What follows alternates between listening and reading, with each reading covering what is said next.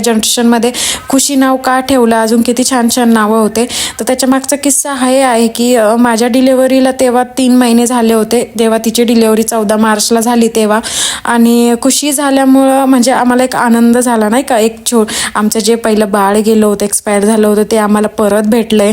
त्या खुशीच्या हिशोबाने आम्ही तिचं नाव खुशी ठेवलं होतं. म्हणजे असं काही गेस नव्हतं केलं की आधी तिचं नाव खुशी ठेवू, पण तिच्यामुळं जो आनंद भेटला आहे घरात, जे वातावरण आता झालं आहे आमचं, जो आमचा बॉन्ड आहे सगळ्यांचा, ते खुशीमुळं आहे.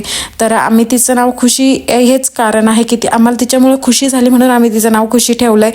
आणि तिचे जन्मपत्रिका वगैरे काय असेल ते बाकीचे डॉक्युमेंट्स त्याच्यावर पण खुशीच आहे. असं काही नाही की तिला टोपण नाव दिलं आहे की हे दिलं आहे ते दिलं आहे, असं काही नाही आहे.